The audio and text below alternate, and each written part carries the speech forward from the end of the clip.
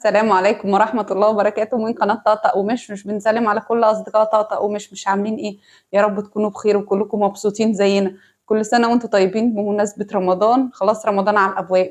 كل سنة وأنتم طيبين ويعود علينا وعليكم الأيام بخير، ويا رب يا رب كل الناس إن شاء الله اللي بتتفرج على قناة طقطق ومشمش تبقى السنة الجاية في أحلى عمرة وأنا أبقى معاهم بإذن الله. النهارده أنا غايبة صح عنكم بقالي كتير، بس ما بغيبش كده وخلاص. النهارده قررت اعمل لكم اكل الشارع زي الشارع بالظبط. كل مره بقول لكم طقطق ومشمش بيحاول يجيب لكم اكل الشارع، لا النهارده بقى انا نزلت في قلب الشارع وكلت تحت على عربيه كبده وسجق، بس ما رضيتش اصور لكم نفسي وانا باكل هناك. بس انا اوعدكم المره الجايه هصور نفسي وانا باكل على عربيه الكبده واوريكم الراجل كان بيعمل الكبده ازاي، وانا اخدت الطريقه منه بالظبط بالخطوات. تعالوا بقى معايا كده هوريكم النهارده معايا ايه. معايا كبده متقطعه عصافير، انا اللي مقطعاها. انا جبتها من عند الراجل شرايح عادي، وانا قطعتها قطع صغيره عصافير. ماشي، وده طبعا قرص الماجي بتاعي. شويه ملح. دي توابل الكبده ما بستغناش عنها. هوريكم كذا طريقه للكبده بتاعتي، بعملها برد او بعملها عصافير كده. لازم يكون معايا توابل الكبده الحلوه دي. دي طبعا الخلطه اللي الراجل حطها على الكبده، شايفينها؟ هي الخلطه دي. هقول لكم ايه الخلطه دي بالظبط. دي نص معلقه خل، فصين توم، حته قرن فلفل حامي صغيره حسب الاختيار، سنه كمون. ماشي، وبس كده، وعصره نص ليمونه، عصره نص ليمونه بس. ماشي، طبعا معايا كمان سجق عشان اعمل كبده وسجق زي عربيه الشارع بالظبط. هوريكم برضو الطريقه عامله ازاي. ماشي، انا جايبه نص سجق ونص كبده، ودي علبه زبادي عشان هعمل لكم سلطه طحينه زي الشارع برضو بالظبط. ماشي، بابا غنوج، انا بجد بعمل بابا غنوج خطير، مش شكرانيه في نفسي، بس انا فعلا بعمله حلو وبطريقه سهله وما بيبقاش فيه توم وليه طعم حلو. طبعا الفلفل الالوان ده انا بحبه جدا في الكبده. ماشي، معايا فلفل اخضر واحمر واصفر. الفلفل الحامي زي ما قلت لكم قبل كده ده اختياري براحتكم انتوا. معايا نص كوبايه زيت، مش هزود الزيت كتير في الكبده ولا في السجق لان السجق اصلا هينزل الدهون بتاعته كلها. تمام. ومعايا كيس صلصه للسجق، وعندي جوه طماطميتين مقطعاهم برضو للسجق، مش هنزود جامد عشان كده كده هنحط صلصه. بس انا عامله لكم مفاجاه كبيره، طقطق ومش عاملها لكم ان شاء الله في رمضان. مش في رمضان بالظبط، قبل رمضان بشويه طقطق ومش نازل الشارع وهيدي للولاد الحلوين اللي في الشارع فوانيس. يا رب نقابلكم كلكم في الشارع، وكل اللي بيتفرجوا على قناه طقطق ومش نقابلهم في الشارع وياخدوا مع طقطق ومش فوانيس. ماشي، دلوقتي انا هدخل المطبخ واوريكم انا هعمل ايه بالظبط، وهوريكم الخطوات واحده واحده عشان نبقى مع بعض وتعملوا زي عربيه الشارع بالظبط زي ما انا عملت. ماشي، دخلت اهو اعمل لكم بقى الكبده والسجق زي ما وعدتكم على طريقه الشارع، على مش طريقه الشارع كمان، على طريقه عربيه الكبده. ماشي، طبعا انا بشكر كل اللي بيشتركوا معايا في قناه طقطق ومش بشكركم جدا. اصدقائنا الجداد متشكره جدا على تعليقاتكم واشتراكاتكم الحلوه اللي دايما بتديني دفعه لقدام. بجد انتوا والله سبب سعاده كبير في حياتي. اكتر حد بيسعدني تعليقاتكم الحلوه واشتراكاتكم الحلوه. يا رب دايما كده تكونوا مبسوطين زيي. الزيت طبعا انا مستنياه يسخن عشان هنزل على طول بالثوم ومعلقه الخل زي ما قلت لكم، وهنا الزيت برضو بتاع السجق. ماشي، انا كنت موطيه على الزيت خالص عشان ما يتحرقش مني. ماشي، هبتدي يسخن اهو. هنزل كده. بصوا الطشه دي، انا عايزه اسمع الطشه دي، هي الطشه دي اللي انا عايزه اسمعها، لان الراجل فعلا عمل كده. الصوت كان عالي كده وراح نازل على طول بالطشه دي كده على الكبده، وما خدش الكبده، ما خدتش تقليبتين على النار، وكانت طعمها خطير جدا. بصوا، بسم الله الرحمن الرحيم، يا بركه بسم الله الرحمن الرحيم. اللهم بارك لنا في هذا الطعام.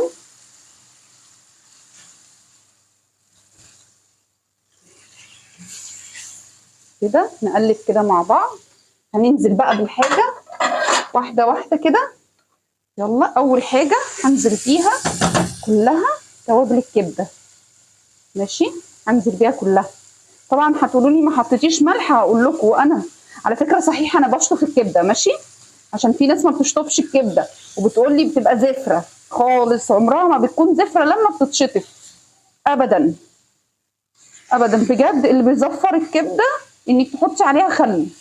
انا كنت زمان اول جوازي كان جوزي بيجيب لي الكبده وكنت بحط عليها خل عشان ما كنتش اعرف اعملها ازاي، فتعلمتها من حد من قرايبنا وكنت بحط عليها خل. وكان دايما جوزي بيتضايق من طعم الكبده قوي، يعني كانت دايما في مشكله في طعم الكبده، لدرجه ان هو وصل بمستوى ان هو بجد قال لي انا مش هجيب كبده تاني في البيت وهناكلها بره لما نفسي تهفني عليها عشان انت بتعمليها بطريقه مش حلوه. بس فانا طبعا رحت ايه، قعدت احاول تاني برضو مش عارفه فين المشكله، انا عايزه افهم بس انا بعمل ايه غلط في الكبده، حد يقول لي. اتاري الغلط كان في الخل اللي انا بحطه، بشطف الكبده كنت بخل وبسويها بالخل، يعتبر كنت بعمل خل بالكبده مش كبده، لا كنت بعمل خل بالكبده. بصوا السجق اهو انزل كده كله، هتقولي لي ما قطعتيهوش ليه، هقول لكم هو على النار هيبتدي يتكسر من بعضه، انا مش عايزاه يتفرفت زي ما الراجل بيبيعه لي كده مفرفت من بعضه، لا انا عايزاه سليم شويه. ماشي بس طبعا انا سايبه بس السجق ايه كده ياخد له صدمه. ماشي هتقولوا لي السجق كده، طب فين الصلصه والطماطم اللي قلتي عليها؟ هقول لكم كله هينزل حالا. بصوا انا بس كل اللي عايزاه ياخد لي الصدمه الحلوه دي. ليه؟ لان السجق بينزل دهون فظيع، بجد بينزل كميه دهون ملهاش حل كده. انا عايزه بس الصدمه دي ياخدها كده، يبتدي ياخد لي تشميعه كده حلوه. انا ساعات كنت بعمل الكبده دي وبعمل جنبها مكرونه بقوطه كده بتبقى حلوه قوي. نحطي عليها بس سنه، مش قادره اقول لكم ريحه الكبده ولا العربيه. افكر افتح عربيه كبده وعربيه كشري وعربيه سجق، افتح عربيات كتير. بس بقى عايزه كل اصدقاء طقطق ومشمش يعملوا لي لايكات حلوه زيهم كده، وما ينسوش يشتركوا في القناه، عشان انا بجد بشكركم على اشتراكاتكم الحلوه اللي في القناه وتعليقاتكم الحلوه. وكل اصدقاء طقطق ومشمش انتم منوريني بجد، انتم منوريني كلكم. هنزل بقى بالطماطم على السجق كده اول حاجه. ماشي اهي كده، بعد ما اديتها بس ايه صدمه كده وخدت لون. شايفين اللون الحلو ده؟ انا بس عايزه اللون ده، شايفين؟ انا مش عايزه اكتر من اللون ده بس كده. طقطق واخواته النهارده مستنيين الكبده والسجق زي ما انا وعدتهم ان انا هعمله لهم زي عربيه الشارع، لان احنا لما نزلنا كلنا قلت لهم على فكره انا هعمل لكم ده زي الشارع بالظبط. وهم طبعا قاعدين النهارده منتظرين بقى يشوفوني بعرف اعمله زي الشارع ولا لا. بيشكوا لسه الولاد في قدراتي لغايه دلوقتي. تصدقوا بقى مستنيين كل اصدقاء طقطق ومشمش التعليقات الحلوه بتاعتكم. وكيس الصلصه هنزل عليه كده. طبعا انا زي ما اوريكم انا مش حاطه زيت كتير. ليه؟ لان السجق اصلا بيبقى فيه نسبه دهون عاليه، فانا مش عايزه انزل بزيت واشوح في زيت جامد وهو اصلا بيبقى مدهن لوحده. ماشي بس نيجي نقلب كده الحاجه بالراحه خالص. اوعي اوعي اوعي ارجعي مكانك، رايحه فين؟ ادخلي عند اخواتك يلا.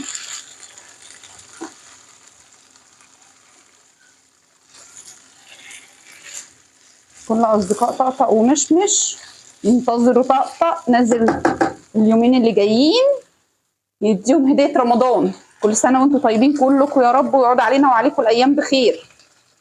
بصوا الكبده، انا نفسي تيجوا تشموا الريحه الحلوه اللي انا شماها، اذا كانت بتاعه الكبده او بتاعه السجق، الاتنين ريحتهم احلى من بعض.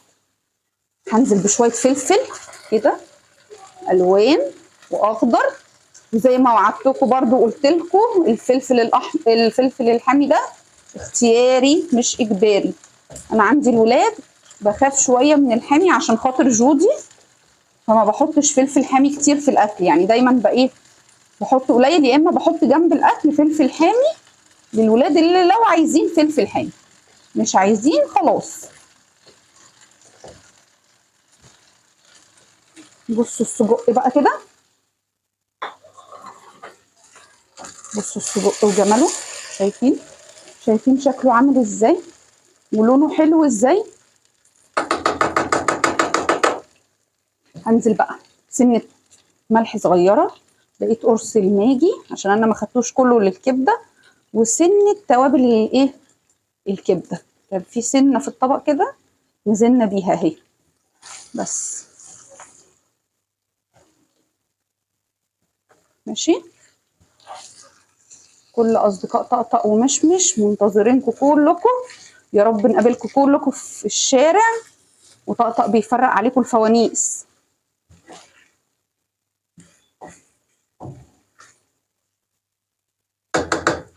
انا موطيه خالص على الايه، على الكبده. السجق بقى هنزل عليها بنص كوبايه ميه صغيره،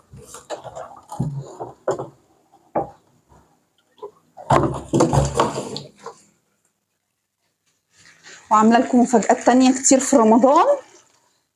خشوا بقى كده ايه في رمضان، اتفرجوا على قناه طقطق ومشمش وخدوا جوله فيها، هتلاقوني العزايم ان شاء الله باذن الله، وغير العزايم العصاير الحلوه بتاعت رمضان كلها هعملها لكم بطريقه سهله وخفيفه جدا عليكم، وهتتبسطوا جدا. عشاق الصوبيا زي الولاد عندي، هعمل لكم الصوبيا بطريقه حلوه وسهله وهتعجبكم قوي. ماشي. وايه تاني؟ والتمر، هعمل لكم التمر. انا عندي حبه بيشربوا التمر اللي هو بيتنقع بالكركديه ده، اللي هو التمر البلدي، وحبه تانيين بيشربوا اللي هو اللي عليه سكر. ماشي. فانا في رمضان ان شاء الله ناويه اعمل لكم ده وده، والصوبيا والزبادو في البيت. باكد عليكم ان انا هعمل في رمضان ان شاء الله باذن الله الزبادو في البيت. ماشي. نحط الكبده على عين واطيه ونحط السجق على عين عاليه كده. ماشي. عشان نبدل بس، عشان ايه تستوي بسرعه. ماشي. ان شاء الله باذن الله، ان شاء الله باذن الله في رمضان ان شاء الله، يعني اذا عشنا وكان لسه لينا عمر مع بعض على قناه طقطق ومشمش هتلاقوا العزايم معموله. خشوا بس انتوا اتفرجوا على القناه، وانتوا بتتفرجوا على قناه طقطق ومشمش ما تنسونيش في تعليقاتكم الحلوه واللايكات الحلوه بتاعتكم كلها، اللي دايما دايما بتدي الواحد دفعه لقدام، بتديني طاقه ايجابيه جدا. ساعات ببقى الواحد تعبان من الشغل، البيت والولاد والمدرسه، وتعليقاتكم الحلوه هي اللي ايه بتديني دفعه لقدام. فببقى في انتظاركم، ببقى في انتظاركم ازاي؟ ان انتوا بس تخشوا في القناه وتتفرجوا وتقولوا لي ايه رايكم في اللي انا عملته. قناه طقطق ومشمش دايما بتعمل لكم الحاجات اللي تحس ان هي صعبه بس سهله جدا. هعمل لكم باذن الله في رمضان ان شاء الله كل العصاير اللي نفسكم فيها واللي الولاد بيطلبوها منكم بتاعه الشارع. يعني انا دايما الولاد عندي بيحبوا الزبادو ده جدا، انا هعمله لكم طول رمضان ان شاء الله باذن الله باقل تكلفه ممكن تتخيلوها. بصوا السجق فك من بعضه ازاي، بصوا اهو، شايفين؟ انا بقى عايزاه سليم كده. بصوا انا لما رحت كلته في العربيه كان بالمنظر ده، هوريكم كان عامل ازاي. كان عامل كده، بصوا بصوا معايا كده بالكاميرا، بصوا كان مفكوك كده من بعض. مش عايزه كده، انا ما عجبنيش وهو كده. انا بحب السجق سجق، الكبده كبده، كل حاجه بحس ان هي لازم تاخد طعمها وحقها. اهو شايفين عامل ازاي اهي.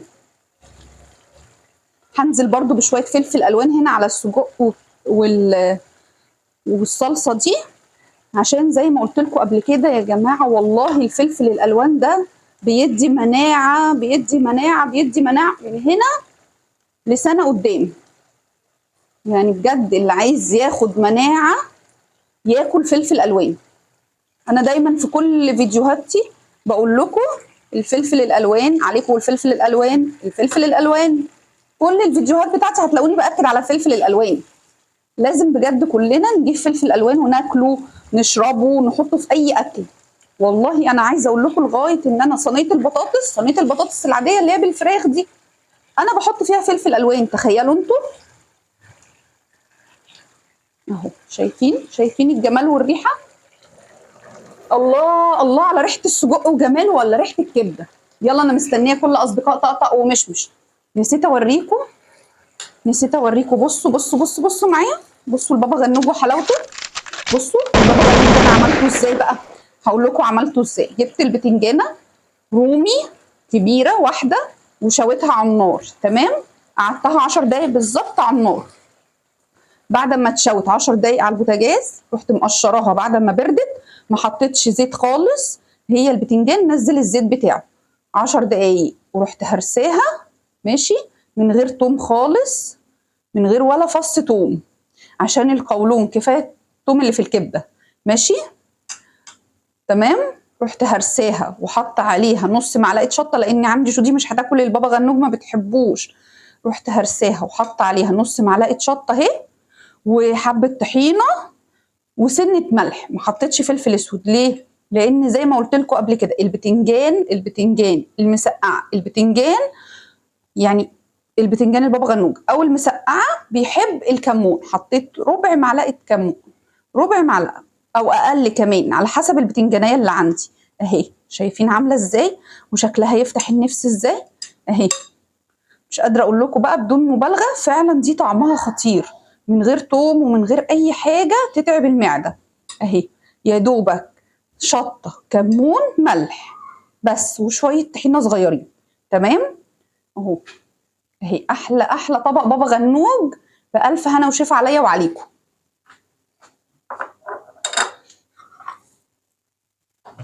بعمل لكم كل الاكلات اللي حاول ان هي تبقى اقتصاديه على قد ما بقدر. خشوا قناه طقطق ومشمش وانتوا هتعرفوا الاكلات الاقتصاديه ازاي. لفوا لفه في القناه كده، الفيديوهات والله كلها هتعجبكم، لانها كلها حاجات بسيطه واقتصاديه وموجوده في البيت وسهله. يعني كلها كمان حاجات سهله جدا. حاجات سهله ازاي اللي هي موجوده وسريعه. ما بنعملش اكل بياخد وقت وغلبه مننا خالص. اهو بصوا اسرع حاجه ممكن تعملوها اهي. اهو خلصنا الكبده وخلصنا السجق، وننزل بالفلفل اهو زي ما قلت لكم، عشان انا بحب دايما الولاد ياكلوا فلفل الوان، ادخله لهم في كل الاكل. اهو يا سلام يا سلام على الريحه وريحه الفلفل الالوان. يا سلام. طبعا مثلا هتقولوا لي ايه يا طاطا الفلفل الالوان ده غالي. هقول لكم هو فعلا غالي، بس انا بجيب قرن احمر وقرن اصفر مثلا كل يومين كل 3 ايام على حسب الغدا اللي انا عاملاه وهحطه فيه. ساعات الخضري صراحه يعني بيبقى حاطط فلفل الوان دبلان سنه مش بايظ يعني، لا دبلان شويه صغيرين، بروح واخداه واروح عامله حاطاه في الفريزر. واول ما بحطه في الفريزر اطلعه، لو انا جايبه كميه كبيره اروح مطلعاه ويا دوبك بس بكون طبعا مطلعاه يسيح سنه، اروح حاطاه على طول على الاكل كده. انا كده اصلا عايزه الفلفل دبلان في الاكل، مش عايزاه سليم. اهو شايفين عامل ازاي اهو. شايفين الكبده؟ يا سلام على ريحه الكبده اللي بتاعت الشارع دي. يا سلام. هنادي الولاد بقى وهم يدوقوا ويقولوا لي ايه الاخبار. سندوتشات الشارع ولا سندوتشات ماما؟ بس انا المره دي والله مش هعمل زي كل مره وهاخد قراري ان هم لا لازم يقولوا اني اكلي انا احلى. لا هسيبهم المره دي والله ياخدوا القرار لوحدهم. يعني لو عجبهم سندوتشات الشارع يقولوا ان سندوتشات الشارع كانت احلى، لو انا كنت احلى يقولوا برضه مش هزعل.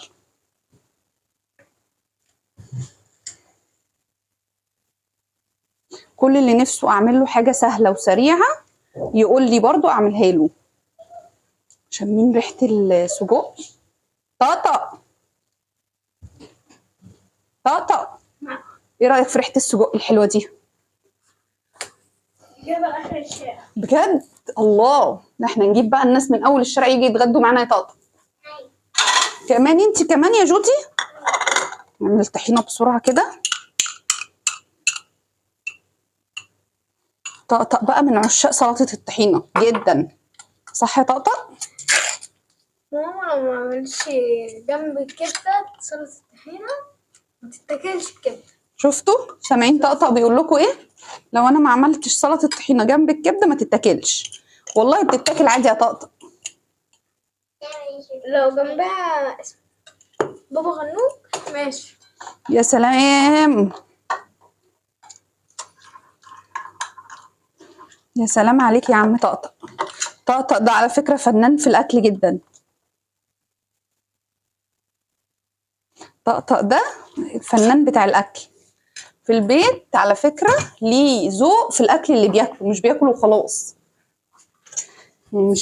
مش واحد كده بياكل وخلاص اي حاجه موجوده ناكلها، لا خالص، والله مش مجامله، بجد بيقعد يقول لي لا ده كان حلو، لا ده كان وحش، لا ده مش عارفه كان طعمه فيه ايه، لا بيعملي ده مش عارفه ازاي. سخن سنه ميه صغيره لسلطه الطحينه. على فكره انا بعمل سلطه الكورنر سلو حلوه جدا برضو. الله، شايفين السجق لونه عامل ازاي، الفلفل الالوان اداله لون عامل ازاي، شايفين الكبده لونها والفلفل عامل فيها ازاي، شايفين؟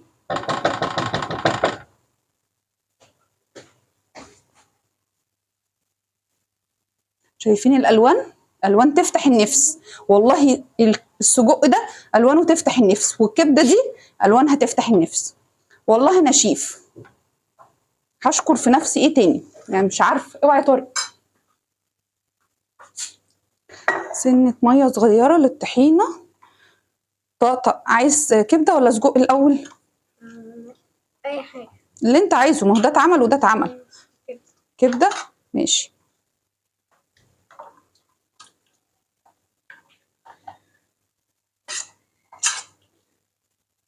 يا سلام يا سلام.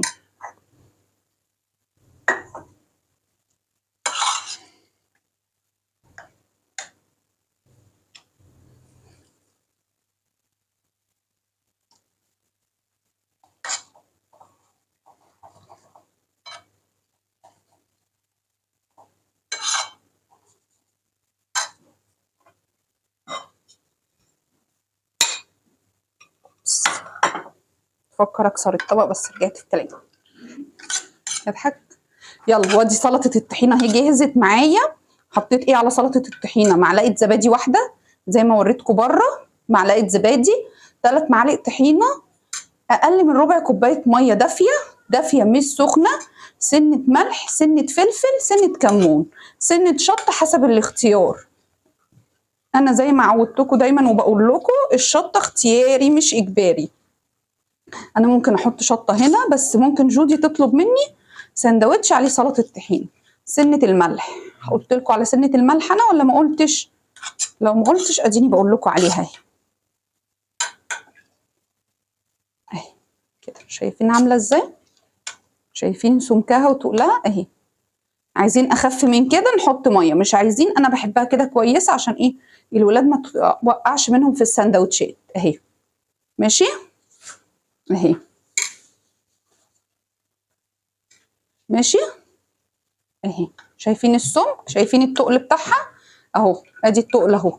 يا رب يكون باين عندكم في الكاميرا تقلها اهي. بصوا على حسب انتوا عايزين تخفوها بقى زي المحلات خفوها، عايزين اتقل شويه ماشي، حطوا سنه طحينه كمان، معلقه طحينه كمان هتبقى اتقل شويه، اللي انتوا عايزينه واللي يريحكم انتوا اهي. اهي شايفين؟ بس ماشي. احنا بقى نبتدي ناكل. ادوقهم بقى السندوتشات عشان يحكموا، انا ولا الشارع؟ هتحكمي ولا ايه؟ هحكم طبعا. اوعي تحكمي. وانت؟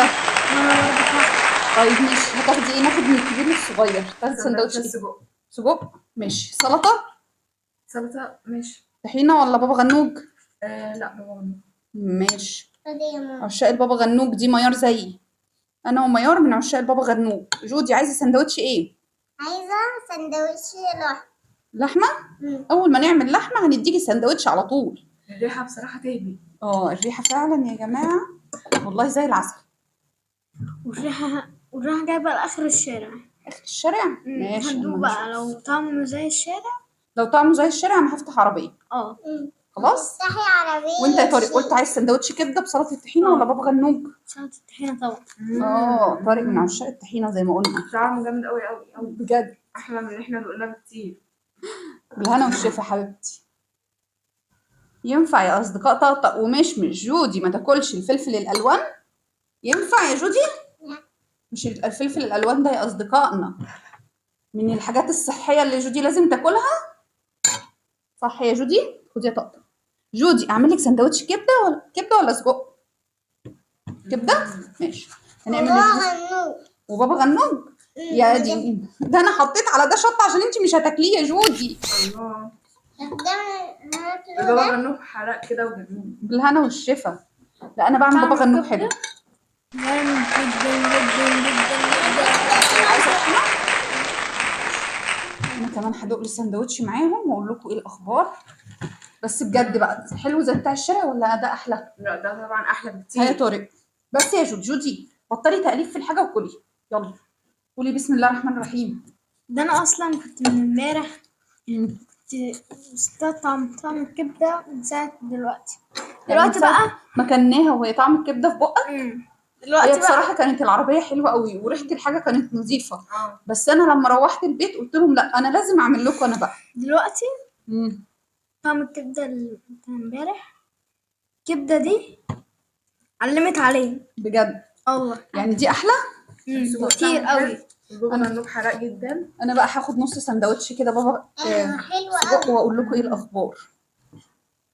هاخد حته صغيره بس كده من السجق عشان انا مش بحب السجق قوي. هاخد حته صغيره منه. طبعا يا اصدقائنا عايزينكم بقى لما تشوفوا الفيديو ده تروحوا تعملوا ده، طعمه خطير خطير. هيعملوه يعني يجربوا. اللي مش هيجرب فاته بصراحة. كتير. انت عارفين بقى انا اللي فايتني ايه دلوقتي؟ ايه؟ فايتني قرن فلفل حامي يبقى محطوط جنب الاكل. انا من عشاق أيوة. الشطه. ايوه وانا كمان. وانتي كمان حرام عليكي. والله السجق تحفه بجد. السجق حلو قوي والبابا غنوج حراق قوي بس كان ناقصه برضه قرن فلفل. اعمل لك نص كبده تدوقيها الاول قبل ما تكملي السجق. انت مش عارفه تاكلي السجق عشان بابا غنوج حراق. حسيتي؟ حلوة جدا. احط لك بقى طحينه عشان ما تبقاش ايه. لا ما تحطيش، هجرب عليها كده. جربي كده. اه كل اصدقاء طقطق ومش بنقول لكم لازم تاكلوا الفلفل الالوان ماشي. بابا غنوج حراق خد بالك. دوقي كده قولي لي ايه الاخبار.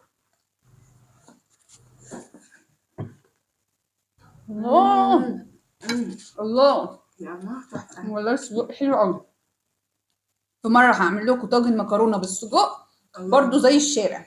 انا كنت الاول كنت بجيب دايما طواجن المكرونه بالسجق من الشارع كانت بتبقى حلوه. فاكره لما كنا بنجيبها ونقلب الطاجن كده يطلع السجق من ده كانت حلوه قوي. وهعملها لكم بطريقه سهله وخفيفه وهتعجبكم جدا. بس هو حاجه واحده اللي طالبينها منكم كلنا. طالبين منهم ايه؟ لايك. طالب منهم ايه؟ سبسكرايب. بص لهم قول لهم سبسكرايب. فعلوا الجرس. فعلوا الجرس والسبسكرايب. وانت يا جوجو طالبه منهم ايه؟ فعلوا الجرس وندوسوا على اللايك كتير عشان ليلة طقطقة ومش تعدي كتير وتعمل لايك كتير. جودي بتقول لكم اعملوا اللايك عشان عيلة طقطق ومشمش تكبر كتير وتعمل كتير. هنعمل كتير وهنكبر فعلا بيكم ومعاكم بكل دعمكم الحلو لينا. ما تنسونيش في اللايك الحلو وتعليقاتكم الحلوه وكلنا بنقول لكم مع السلامه.